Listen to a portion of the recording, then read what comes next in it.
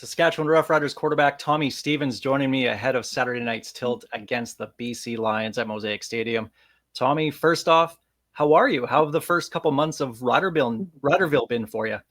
It's been awesome. The guys really since the first day have welcomed me and some of the other guys that have come from different places. With open arms. I mean, obviously you could see it from the outside looking in that the locker room was good, the culture was really good, but it's different, obviously feeling it and being a part of it, and then being welcomed in. So things have been great. I'm more than happy to be here. I knew it would be different, but awesome. And it's still like going in with high expectations. It still exceeded those expectations. So couldn't be more happy with where I am and the team that I've got around me, and just fired up to see what we can do moving forward. Now, I've actually I live here in Regina. I did live in Calgary for a couple years. You can be honest. You obviously played there. Is it better or worse here in Saskatchewan than it is in Calgary? And there is a right and wrong answer to this. So I did love living in Calgary. I'll make that clear right now. Like I loved it. I enjoyed my time there. And then the people that I interacted with on a day-to-day basis were all good to me as well. And so I do have nothing but good things to say about Calgary. But so far, my experience here in Regina has been great. I love where I'm living. It's been good. It's a good spot for me, my family, my dogs. So it's good. The people are very, very nice. My neighbors have been very nice to me, and they quickly realized, I guess, who I was. And so, whenever I go out walk the dogs, everybody's like, "Hey, good game. You guys are awesome." Da da da. So you can just tell that people care here in this community, and it's different. Whereas, maybe in Calgary, it wasn't football wasn't as big of a deal there. So, I'm right where I'm supposed to be. I love it here, and everything's been good. Is there a certain kind of niceness to the autonomy, I guess, of Calgary, of maybe football not being the biggest presence for fans, just that you can kind of go out and just enjoy things? And I mean, even if let's say you're having a bad day or something, you got people here, you're going to get groceries at the store, they're coming up to you and you're just not feeling it or something. Is it kind of nice to just kind of have that? Yeah, maybe. I was fortunate enough to play some high level college football, where I guess that's kind of what I'd been used to. I guess is it being a huge deal. So, um, with I don't know. It's different, obviously, and I think that it is better this way. I think with it being important, because I mean, the importance to me has never changed. It's always been very, very important to me. And so I think it's a very important thing. But, when you see people in the community that their day is, either made or lost based off of how, we played that weekend, can be good, can be bad, obviously. So it's more so just what I'm used to. And I think all in all, I would rather have it this way. We've said on our show recently that Jeremy O'Day signing you in free agency was probably one of the best free agent moves for the Riders this offseason. That decision to come here in the offseason, was that an easy one for you, or was it like pretty difficult to leave Calgary, obviously where you started your career? Well, I wanted to go into this off season and kind of, I guess, see what my, value would be outside of Calgary. I wanted to see like what other people around the league thought of me. And so, going into it, I didn't really know what was going to happen. Didn't know, if I would just be back in Calgary as well. And so, got to talking, and, I think people have noticed, and I've seen things that have been said. Like, obviously, people know that me and Jake are pretty close. And once the trade happened with him, it simply became a recruiting piece by him. And he right to it. He's like, "All right, man, and one down. Like, we need to go get another one." And I'm like, "We'll see, man." Like, I obviously didn't want to commit to anything at that point. I didn't. I'm pretty sure that happened before the window, so I didn't even know if that was going to be a possibility, if they would be interested or not. And so, one thing led to another, and kind of had an idea of maybe some of the places that I think could work. Um, but I'd be lying if I told you that I didn't want this place to be a possible opportunity, and I'm glad that it worked out that way because, from afar, this is a place that people want to be a part of, obviously, and the culture kind of speaks for itself. And since I started playing pro football in 2020. I've been looking for this since then, and so I'm glad all the roads led me here, and like I said, just excited for what's to come. I'm glad you mentioned culture because we've talked about that on the show. You've seen it from afar with the Stampeders, with this Roughriders changing with Corey Mace and everybody else being brought in. Now that you're living it, outside of what he's, teaching you guys and coaching you guys on the football field, what's he saying to you guys outside of football that's making everybody kind of buy in and believe?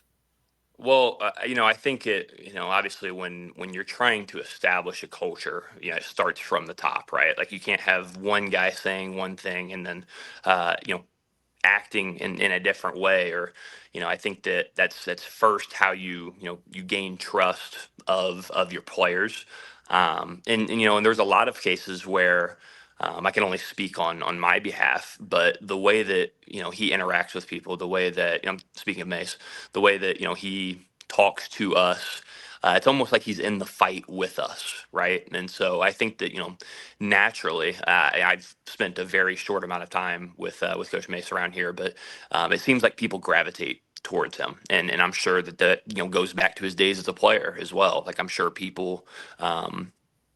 Just merged with him then as well. So it's a natural thing. I feel like you're either born with it or without it, and he's a natural leader of men, and I can't think of a guy that's better for the job here. I've got nothing but good things to say about him. I'm glad that he went and got me and brought me along because I think with the things that he is. Selling to the team, the things that he wants to make like our core values essentially. Um, align with what I think a football team should be. So, yeah, I'm raving about the place because I love it, man. It's been what I've been looking for a long time. So, I'm just excited. No, obviously a big part of your game is the special, is the being the short yardage specialist. I don't really want to call you a short yardage specialist because I know there's more to your game than just that. But 27 touchdowns over your career to start. What is it about getting that final yard or a final few yards that is so difficult to get in the CFL that you're able to find with such relative ease? Well, I did a media thing yesterday where I spoke about, I guess the overall buy-in of everyone. So I think and this is purely a guess because I've only been in two places, and both places, at least at this point, have we did a very good job in short yardage, and you need everybody to be bought in because it's not exactly. For some people, it's not their most favorite play in the world because it's a very violent, physical play, and for guys that are in there, for the most part, me and maybe one or two other guys are the ones that sub in, right? So it's much easier for me to be ready to have one physical play, but a lot of guys are they're in the drive, right? And so I think where you'll have issues in short yardage is when people will take that play as a rest play, as a just move your feet and try to catch your breath and get ready for the next one. That's when bad things happen.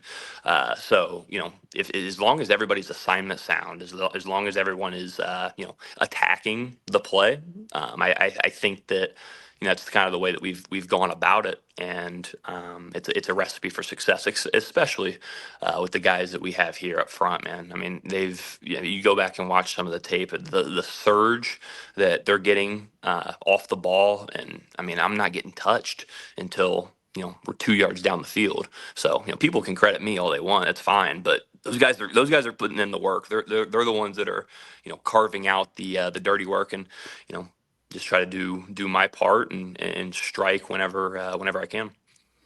That O line, the last couple of seasons, the team has been just ravaged by injuries on that O line. But Coach Edwin Harrison has them just playing unbelievable ball right now.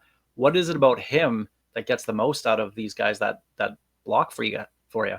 Yeah, so I mean, obviously, I've spent a little, not a ton of time around Ed, but based off of my interactions, I mean, my first day out here, Ed walked right up to me and said, "Man, I'm so happy to have you here. Like, I think you're going to help us." And I'm like, "Yeah, absolutely, man." So like, that meant a lot to me too. Just first day or first interaction, he showed that he cared, and man, it kind of goes back to the culture thing that I was talking about earlier. Like, it's it's not just him, it's everyone. People like defensive coaches that I don't have reps on defense. It's like those guys are coming up. Hey man, like, awesome to have you.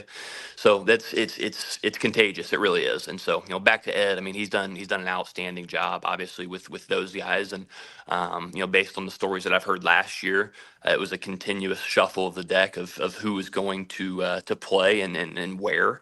So sometimes you got to think on the fly, and people are just thrown in. Sometimes defensive guys that have haven't taken reps and who knows how long on offense, and so just finding ways to make it work is really a skill, obviously. And so Ed's done a great job, and couldn't be more fired up to be working with him, and obviously the short yardage unit. How much pride do you take in being that short yardage guy that the team can trust to finish off drives or continue drives, moving the chains on a third down?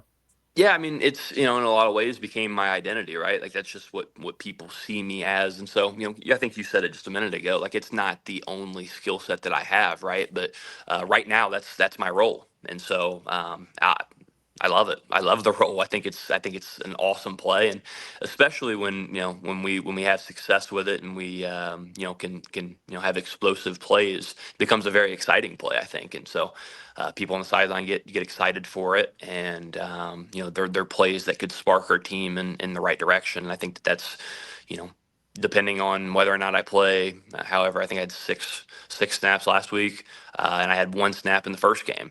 Regardless of how many snaps I get, I'm going to try to affect the game in a positive way and do whatever I can to help our team win football games. And so, whether that's short yardage, whether that's helping out the starter in the film room, whether that's being in the weight room, whatever it is, however I can help, I'm willing to do it. And I think that championship teams need multiple guys that are like that. That maybe aren't happy with. I don't want to make it seem like I'm not happy with my role. I told you that I loved it. I love my role, but want more maybe. You have to have guys that are willing to buy into their role and do whatever they can to make the team right. I was there in Calgary when you had that big, I think it was a 69-yard touchdown against the Riders last year on the third down. You almost broke one last week. You got it for, I think it was 27 yards or something like that. You're that close. When you start getting into space there, are you thinking, oh boy, here we go? Like here's a chance I get to knock somebody on their ass or something? Like what's going through your mind when you kind of get around the corner or break through a gap and you just see a DB and that's it? Yeah, once we're through there, man, it's like okay, like we got through. We obviously the first most important thing is to get the first down. That's without a doubt. Like you have to get the yard or whatever to keep. Yeah, it's situation dependent. If it's second down, you get an extra down, but third down, obviously, you have to get the yard. So whatever it takes, right? But once you get into the open field and you kind of escape the trenches essentially, then it just becomes a find a way essentially. And so you start looking around and trying to figure out, okay, who's left to beat. And then every situation's a little bit different, right? And so I know you referenced the one in Calgary last year. Like at that point it was just a foot race. The one last week there was one guy left, and so trying to find a way to get around him. I was thinking about spinning back inside, but if you watch the end zone cut up, I like lose a step a little bit, and so that's we just end up going out of bounds. But I don't know if it would have worked or not. But that was at least on my mind at the time. I was like, okay, I need to spin back inside because I'm running out of space over here. So the guy that made the play, he did a really good job. He kind of just funneled me to the sideline and got us off the field. But yeah, just trying to find ways to be better, man. Try to find ways to break that tackle next time and score. You talked about how it's a violent play. What actually happens in the bottom of a pile when you're in there? Like, is there punching? Is there grabbing? Like, what's exactly going on in there?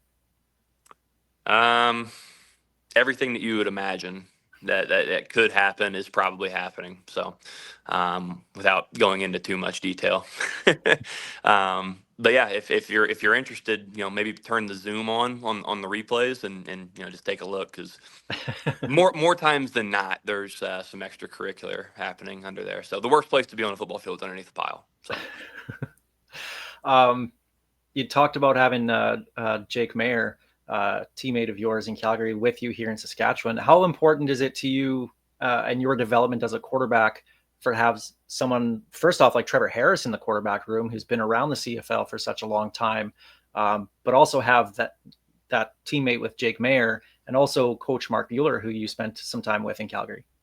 Yeah, I mean, I think that all those things have helped make the transition seamless. You could say. I think obviously with a guy like Trevor who has been around for a while and he's played a lot of football in this league and can give you some sort of example to whatever question you have in some sort of capacity, right? Like he's going to have an answer for you. So, being with him every day has obviously been great. I've spent the last 3 years with Jake, so I've been able to pick his brain on things that he thinks and what concepts he likes, why he likes them, what he likes to attack defensively, just whatever questions you can think of. And then even Jack, like Jack's played a lot of big time football, played at two really good programs. Me and Jack actually played each other in college. Back in would have been I think 2018, so we didn't know each other personally until I got here. But Jack's been able to offer a lot of perspective as well, and so I think it's very important, especially at the quarterback position, to have a friendly room, and it very easily can turn bad if you have bad apples in the room, and both those guys were very welcoming to Jake and I, and so very very happy with what they've been able to provide for us, and hopefully we've been able to do the same. Last one for you here, Tommy. We have the bye week coming up after this game against BC. What are your plans on the week off? Are you staying in Saskatchewan? You going back home? What's Tommy Stevens getting up to? I haven't even thought about it, to be honest. Just all the focus. I actually didn't find out there was a buy until this afternoon. I had no idea Really? next week. Yeah, it's purely a like I didn't know what day it was today. It's just day two to us. So we operate on such a tight schedule, man. It's one day after another, and just trying to figure out what ways we can benefit our chances of winning. So, but I believe I'll be staying here. It really just depends on what other people in my life want to do. So it's I would imagine I'll be here in Regina though. Probably in the facility at some point. All right. Well, Tommy, thanks so much for your time here. Appreciate it, and best of luck this Saturday against the Lions. Appreciate it, Alex. Thanks for having me. Go Riders.